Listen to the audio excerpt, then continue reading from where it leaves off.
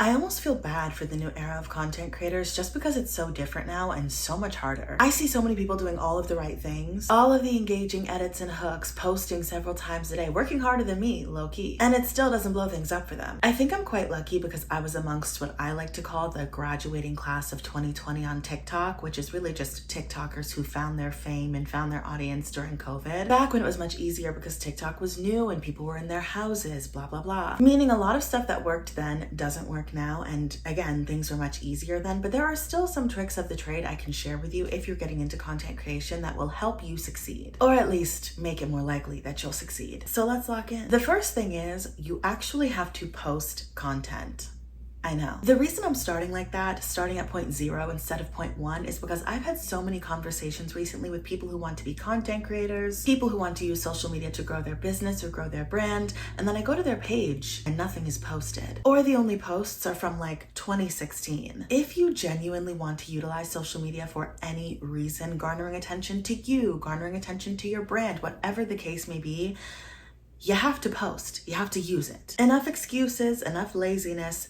Post. And there's nothing to be embarrassed about, by the way. People who are successful in content creation know exactly what you're doing and aren't going to judge you. The same way singers will do vocal warm-ups and that probably looks silly to other people, but everyone in the industry or everyone who makes music knows what they're doing, is the same way that you as a content creator will have to sit through the embarrassing aspect of making the content. Everyone who's in content creation knows exactly what you're doing and isn't going to judge you. And if you're worried about being judged by strangers who aren't content creators or strangers in general, perhaps this isn't the job for you. Anyway, post. There's nothing to strategize regarding posting if your page doesn't even have photos or videos on it. Now we can really get into it. 1, make content that you are actually passionate about. And this might seem obvious, but you would be surprised how many people get so caught up in the idea of going viral and the numbers that they jump on every trend or they do anything just to get attention, just to go viral, get views, get followers in the moment, ultimately leading to them being prisoners of that specific type of trend or virality, and ultimately leading to them burning out. Make sure you start and continue, of course, your content creator journey making content you genuinely enjoy making and genuinely see value in. This will allow you to avoid burnout. You'll never get tired of making what you actually love, and will keep you motivated and consistent throughout the time periods that content creation isn't making you money, which is quite a while in the beginning. Number 1 leads right into number 2, be consistent. I hear this said so often when people are trying to give others content creation tips, but I don't think anyone ever explains what it actually means or what it actually looks like, which is how we end up with people posting every day for 3 months, getting frustrated they don't have $2 million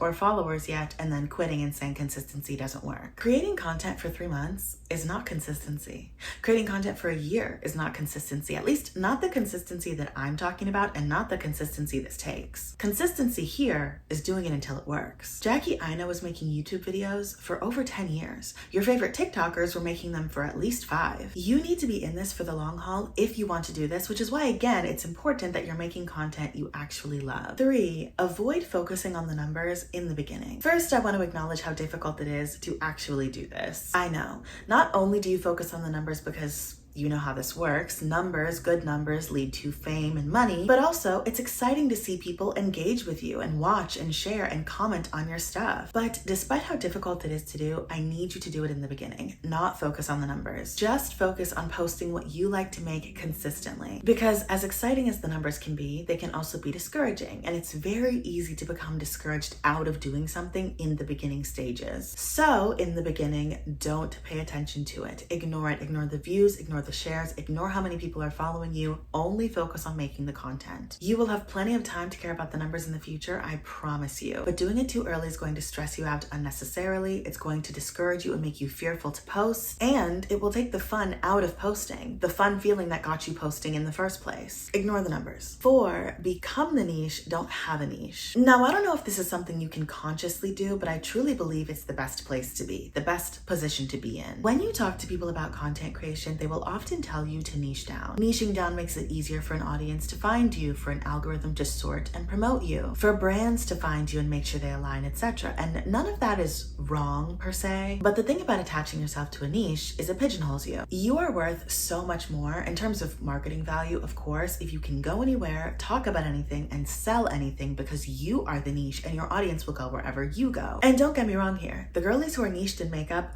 are making money. The girlies who are niched in tech are making money. The girlies who are niched in food are making money. I'm simply saying the more niches you can fit into because you are the niche, the more leverage you have overall in this industry. 5, remember brandability. This one is really important if you want to make money because brands, though less now than historically, are very worried about having tainted images. They're very picky about who they work with. Obviously, to what degree and to what extent depends on the brand, but you get my drift. Back in the earlier days of TikTok, there was so much conversation about certain types of creators or certain creators specifically not getting work. And while there were many legitimate issues that creators had with specific brands and how they did their partnerships and who they chose to collaborate with, etc., there were also a lot of creators who would complain about not being able to get work, who were the furthest thing from marketable. Swearing, nudity, smoking, alcohol, saying things that were just out of line or edgy to get attention. And again, I'm not saying you have to be a saint. I'm saying these things with no judgment. I'm not saying that all brands have the same standard of what they deem appropriate or inappropriate. I'm simply saying your digital footprint is a thing. The tweets you make, the comments you post, the videos you post, etc. It will all be considered when you're pitched to brands for work or collaborations. So keep it in mind. 6, be intentional about your content creation. This really goes hand in hand with remembering brandability. There are many different niches and sectors of content creation, all with varying degrees of work necessary to succeed, and all making varying degrees of money. Varying amounts of money. You know what I mean. If your goal is to thrive in beauty, go on brand trips, get makeup deals, get on makeup PR lists, be in beauty campaigns, it would be wise of you to go and see what creators are currently doing so and emulate what you see. It would be wise of you to go and look at the social media pages of the beauty brands you want to work with and emulate what you see. If your goal is to thrive within the tech space, get invited to product launches and conventions, get early access to games and technology, be a keynote speaker at conventions, it would be wise of you to go and see which creators are successfully doing so and emulate what you see. It would be wise of you to go and look at the social media of tech brands and emulate what you see. If your goal is to thrive within the music space, it would be wise of you to go and see which creators are successfully doing so and emulate what you see. If your goal is to thrive within the cooking community, it would be wise of you to go and see which creators are successfully doing so and emulate what you see. If your goal is to thrive within the fashion space, it would be wise of you to go and see which creators are doing so and emulate what you see. The more intentional you are with your content, the less of a risk your digital footprint will be when it comes to penetrating those spaces you'd like to thrive within. And the more likely it will be that you will thrive in those spaces because you'll already be making content that perfectly aligns. 7, batch film and have a content schedule. This will help you so much with consistency. If you're ever wondering how some of us are able to pump out 20, 30, 40 videos a week, granted, many of us also have editors, but I'll leave that one out for now because in the beginning, I didn't have an editor and was still filming that much. As a successful content creator, you should have designated filming days, and on those filming days, you should be filming as many videos as you possibly can. Having a designated filming day means that you don't have to film every day of the week, and batch filming means you never run out of content, so you can take breaks, you can spend time with family, you can take sick days, whatever the case may be, without falling inconsistent. 8, collaborate. There comes a time in your content creator growth journey where the only way to grow is by working with other people. And the good news is,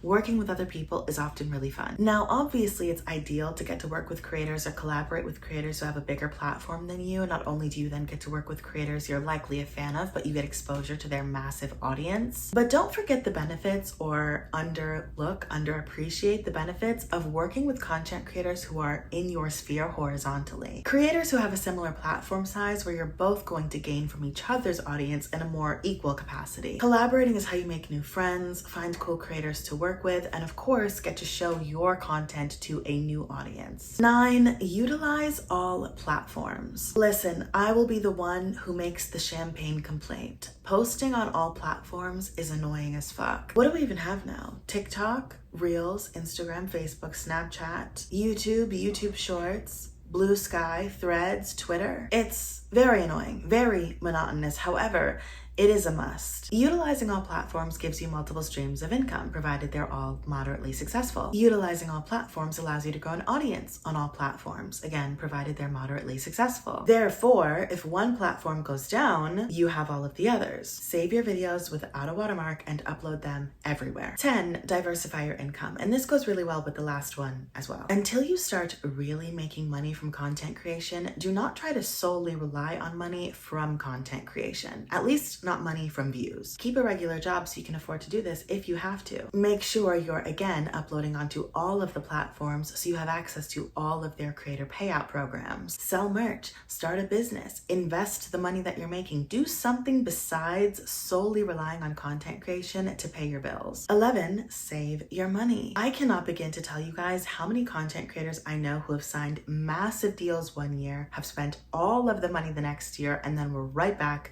to being broke. With no new deals coming in, RPMs super low, straight SOL. Content creation can last forever, but it doesn't always. Get a big check and save a big amount of it. Invest in your craft, spend a little on you and your loved ones, but don't let lifestyle creep in. Essentially meaning, as you start making more in the beginning, you should still be spending less. Bringing me to 12, pay your taxes. And not in a weird social media finance guru find a loophole to get out of paying taxes type of way. In a get an accountant, set money aside, pay quarterly type of way. The one group of people you do not want to play with in this lifetime or the next is the IRS. And I know far too many creators who thought they were outsmarting the system by evading their taxes or not paying taxes, not setting money aside, only to later get bitten in the ass by the IRS.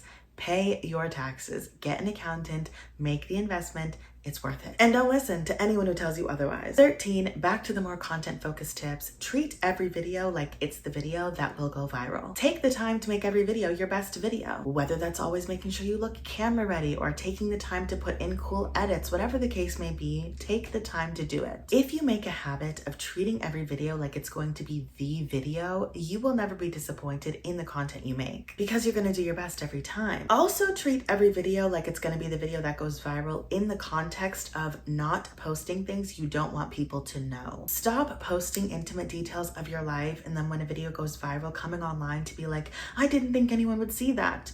People are going to see it. Act like it. Actually, yeah, let's go ahead and make that number 14. Let's belabor that point a little bit. Stop posting things you don't want people to know. Not only is this crucial, but it's incredibly obvious, yet so many people do it anyway. Getting online and posting online is going to feel like you and your little community are alone together in a little room of positivity. And while you're a smaller creator, that might be the case, but it is absolutely paramount that you remember the internet is a giant room full of everyone on earth. All of the best people in the world and all of the worst. All of them can see you. Be very careful what you post online through the lens of safety. Don't post your location live. Don't give tours of the inside of your home. Don't disclose the places you frequent. All it takes is one crazy person and your entire life is changed for the worse. From the lens of emotional investment, do not tell the internet details about yourself that you don't want to see repeated or picked on or interpreted in the worst way imaginable. Be protective of your friends and family. The internet can be a great place. There are many great people on it, and again, it does help you build a community. But there are also many people who aren't great.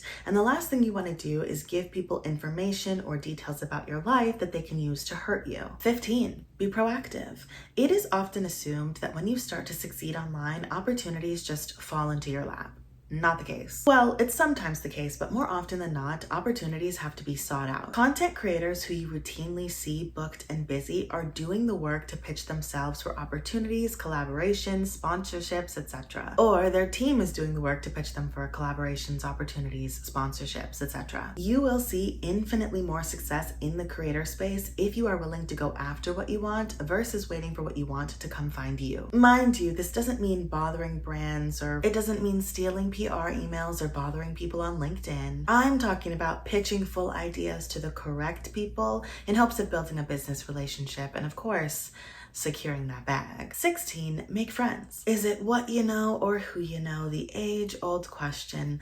I'll tell you, It's who. The content space is incredibly small. Everybody knows everybody. They've all managed the same people. They've all worked at the same agencies. They've all facilitated partnerships between the same brands. Getting brand deals, getting partnerships, getting opportunities in this space will often come down to who knows you and who likes you. Go out and make friends. Show up to events and make friends. Be active and conversational on social media. And to be clear, I don't mean go out and use people. I don't mean go and scour LinkedIn to find someone to build a fake friendship with. I simply mean be aware of the fact that the people who decide who gets PR, who gets invited to events, who gets opportunities are real people, and they will be much more likely to consider you for those opportunities if they like you, if you're nice and you're social and you're out and about and they know who you are. 17, get people off the app. Listen to me. As a content creator, nothing is more important than the relationship you have with your audience. Not only is your audience the reason this is fun and the reason you get to do it for a living, but they're your brand value. You don't want to risk losing them if an account goes down, if an app gets banned, whatever the case may be. Get them off the app. Make a website, make a Substack, make a mailing list, whatever. Something that gets people to give you their email. A way they can be reached separately from the platform they found you on. That way, if anything does happen, you don't lose them. You can still reach out to them. And lastly, for now, 18.